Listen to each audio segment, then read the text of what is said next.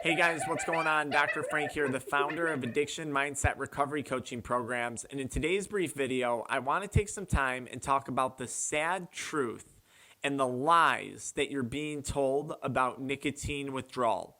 Here at Addiction Mindset Recovery Coaching, we help people quit nicotine, THC, energy drinks, and adult media content.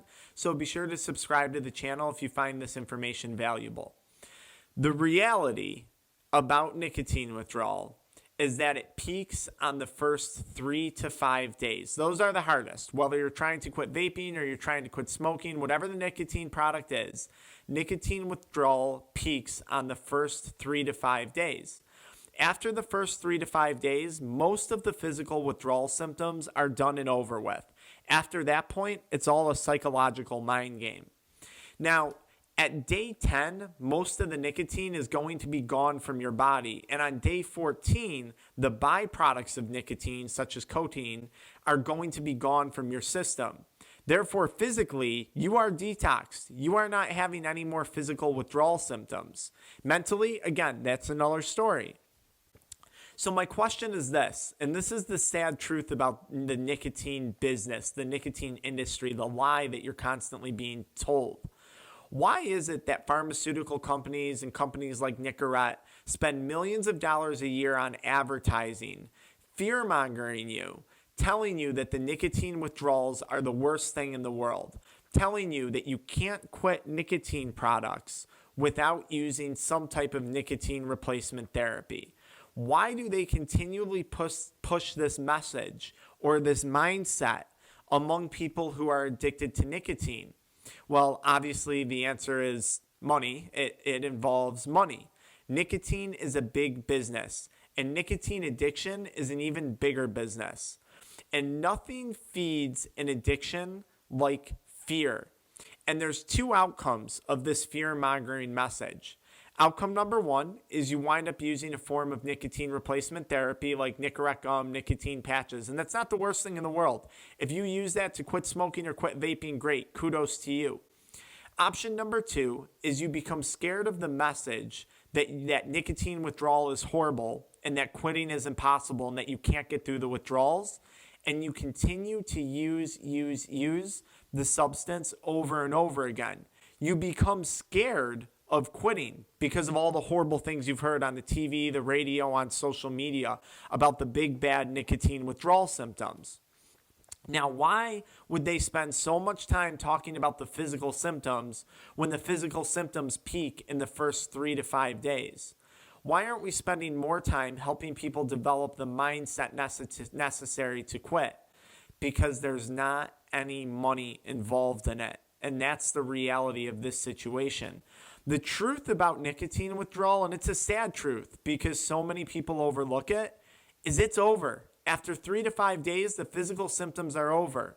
And even more importantly, what is it that you actually fear more? 3 to 5 days of nicotine withdrawal or having to support this addiction for the rest of your life?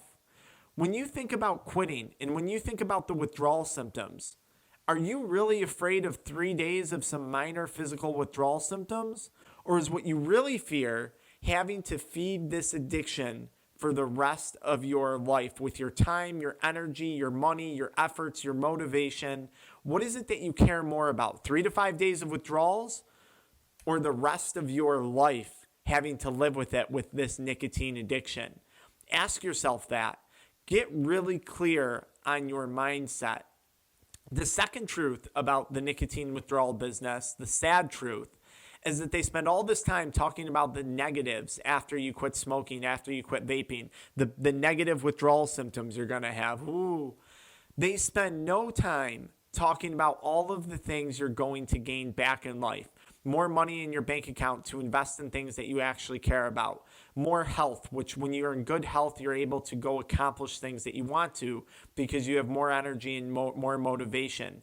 Better mental health, better physical health, better finances, better relationships. Why aren't we focusing on all the benefits of quitting? Why do we spend so much time focusing on the negatives? Because the more fearful you become of quitting, the greater the chances, one, you either stay addicted, or two, the greater the chances you either switch into some other nicotine product. I hate to say it, but this is in fact a portion of the lie that the vape industry was built upon. They convinced you that you needed a nicotine replacement therapy product to quit smoking. And now here you are addicted to vaping. Now, if your only goal was harm reduction, that's awesome. You've probably accomplished that. Vaping is much safer than smoking. I would agree with that. But if your goal was to no longer be addicted, you were simply repackaged another lie, just in a different form, just in a different shape. And you bought into that lie. And I'm here to try and help you get out of that cycle, to see through the BS that you're constantly being pushed day in and day out. Nicotine withdrawal is nothing to fear. No one says this better than author Alan Carr, The Easy Way. I would highly recommend downloading the audiobook or getting the audiobook. I put it in the description below because he does a great job explaining this. The other sad truth about nicotine withdrawal is that you're experiencing nicotine withdrawal every single day as long as you're addicted. Every 30 to 60 minutes, you're going through a cycle of nicotine withdrawal. So here you are scared to quit using nicotine when you're already experiencing nicotine withdrawal every single day. The only way to stop that cycle is to quit, is to get the nicotine out of your system, get the nicotine out of your body. It's not with Nicorette gum. It's not with a vape. It's not with nicotine toothpicks. The only way to beat that addiction is to starve those nicotine receptors, let them die off, and then go live that better version of your life without nicotine. You have so much to look forward to. There really should be nothing to fear. This isn't alcohol withdrawal. This isn't benzo withdrawal. This can't kill you. It's minor discomfort. And you want to know the worst part? Nicotine addiction trains us into the idea that we can't tolerate even minor amounts of discomfort. And when you want to accomplish whatever it is in life, when you want to build a business, make money, have great relationships, there's going to be points of discomfort.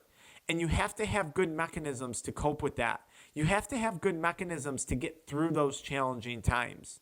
And nicotine addiction, in my opinion, and my personal story, prevented me from doing that.